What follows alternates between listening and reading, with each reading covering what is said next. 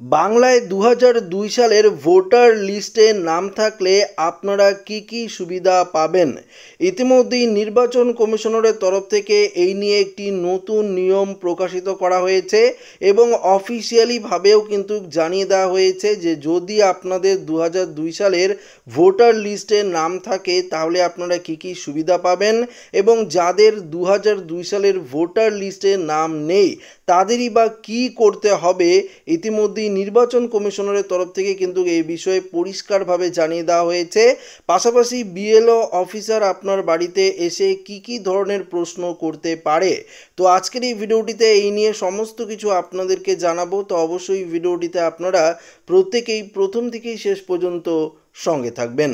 কমিশনের একটি সূত্র জানাচ্ছে সিইও এর নেতৃত্বে জেলা নির্বাচনী আধিকারিক বা জেলা শাসক ডিইও, অতিরিক্ত জেলা শাসক ইলেকটোরাল রেজিস্ট্রেশন অফিসার, অতিরিক্ত ইলেকট্রাল রেজিস্ট্রেশন অফিসার এবং বুথ লেভেল অফিসাররা বিএলও একত্রে ভোটার তালিকায় নাম থাকা প্রত্যেকের বাড়িতে সমীক্ষার কাজটি কিন্তু করবেন। তো বুঝতেই পারলেন যে বিএলও অফিসাররা প্রত্যেকের বাড়িতেই কিন্তু যাবে এসআইআর করার জন্য। তাতে একটি ফর্ম ভরে প্রয়োজনীয় তথ্য দাখিল করতে হবে এক একজনকে। বুঝতেই পারলেন আপনার বাড়িতে গিয়ে আপনাকে কিন্তু একটি ফর্ম দিবে বিএলও অফিসাররা এবং এই ফর্মটি আপনাদেরকে আগেও দেখিয়েছি, এনুমারেশন ফর্ম। এই ফর্মটি আপনাদেরকে ফিল আপ করতে হবে, তা যাচাই হবে। তবে ২০০২ সালের ১ জানুয়ারি প্রকাশিত এসআইআর তালিকায় নাম থাকা ব্যক্তিদের অর্থাৎ অতিরিক্ত নথি দেওয়ার কোনো প্রয়োজন হবে না।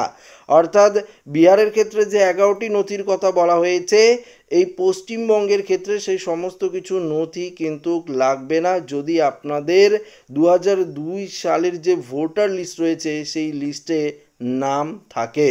আবার যাদের অভিভাবকের নাম সেই তালিকায় রয়েছে তাদের ক্ষেত্রেও সমস্যা নেই। তো বুঝতেই পারলেন, ধরুন আপনার বাবার নাম বা মার নাম এই ২০০২ সালের তালিকায় রয়েছে, তাহলে কিন্তু তাদের যে ছেলে মেয়ে রয়েছে তাদের কোনো সমস্যাই হবে না। সেই লিস্ট দেখেই ভোটার ভেরিফিকেশন করতে পারেন এবং পাশাপাশি একটি সাপোর্টিং ডকুমেন্টস হিসাবে ধরুন আপনারা আপনাদের মাধ্যমিকের অ্যাডমিট কার্ড থেকে শুরু করে আপনাদের যে বিভিন্ন ধরনের জন্ম সার্টিফিকেট থেকে শুরু করে এই ধরনের কিছু আপনারা ডকুমেন্টস দেখালেই আপনারা কিন্তু ভোটার ভেরিফিকেশন করতে পারবেন। তবে সেই তালিকায় যাদের নাম নেই, নতুন ভোটার বা অন্য রাজ্য থেকে চলে আসা কোনো ব্যক্তির ক্ষেত্রে পৃথক ফর্ম এবং নথি দাখিল করতে হবে। তো বুঝতেই পারলেন, অন্য ফর্ম আপনাদের ফিল আপ করতে হবে, এক্সট্রা যে নথিগুলো রয়েছে সেগুলোও কিন্তু আপনাদেরকে দেখাতে হবে। ওই সূত্র জানাচ্ছে ২০০২ তালিকায় যাদের নাম থাকবে না তাদের পারিবারিক এবং এ দেশের নাগরিকত্বের সূত্র বুঝতে নথি যাচাই হবে।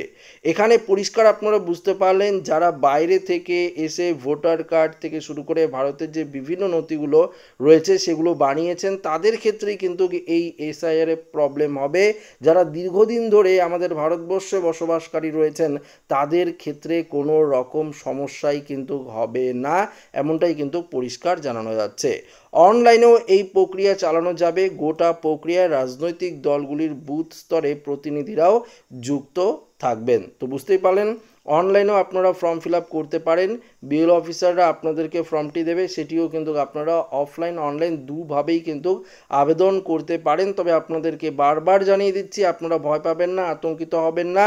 এখানে কিন্তু পরিষ্কার বলে দিয়েছে যারা বহুদিন ধরে আমাদের ভারতবর্ষে বসবাসকারী রয়েছে তাদের কোনো রকম সমস্যাই হবে না।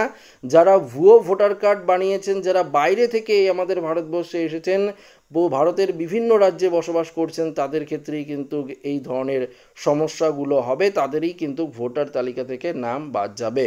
পশ্চিমবঙ্গে এই প্রক্রিয়া এখনও প্রাথমিক পর্যায়ে রয়েছে। কমিশনের তরফে আনুষ্ঠানিক ঘোষণা না হলেও 23 বছর আগের তালিকা নিয়ে কাজ শুরু কিন্তু হয়ে গেছে। এই প্রক্রিয়ায় ভোটার তালিকার নির্ভুলতা নিশ্চিত করতে গুরুত্বপূর্ণ ভূমিকা পালন করবে। সংবাদ সূত্র জানা গেছে প্রথমে 2002 সালের ভোটার তালিকা কিন্তু প্রকাশিত হবে, সেটা প্রকাশিত হয়েছে। ইতিমধ্যেই 11টি জেলার নাম কিন্তু প্রকাশিত হয়েছে, সমস্ত জায়গার লিস্ট কিন্তু প্রকাশিত হয়ে যাবে। এরপর যাদের নাম নেই তাদের কিন্তু চিহ্নিত করা হবে, অর্থাৎ যাদের 2002 সালের ভোটার তালিকায় নাম নেই তাদেরকেই কিন্তু চিহ্নিত করা হবে। তাদের মধ্যে যারা ইতিমধ্যেই বেঁচে নেই অর্থাৎ মারা গিয়েছে, অনেকেই মারা যেতে পারেন, সেক্ষেত্রে তাদের নাম কিন্তু পুরো বাতিল করে দেওয়া হবে। একই নামে একাধিকবার রয়েছে সেই সমস্ত নামও বাতিল করে দেওয়া হবে। যাদের অন্য রাজ্যেও ভোট রয়েছে তাদের নামও কিন্তু আলাদা করে দেওয়া হবে। তো বুঝতেই পারলেন এই সমস্ত নাম বাতিল করার জন্যই কিন্তু এসআইআর প্রক্রিয়া শুরু করছে রাজ্যের নির্বাচন কমিশন। পশ্চিমবঙ্গের ভৌগোলিক অবস্থান বিহারের মতো নয়, এখানে বলেছে আসামের মতো এই রাজ্য ও আন্তর্জাতিক সীমানার দ্বারা পরিবেষ্টিত, তাই এসআইআর প্রক্রিয়া নির্বাচন কমিশনকে বিশেষ নজর দিতে হবে। যদিও রাজনৈতিক বিতর্ক ইতিমধ্যেই সৃষ্টি হয়েছে, আদালতে মামলাও কিন্তু হয়েছে। অনেকেই আপনারা সিএএ দেখুন পরিষ্কার বলেছে, অনেকেই আপনারা সিএএ এবং এনআরসিকে এর সাথে গুলিয়ে ফেলছেন।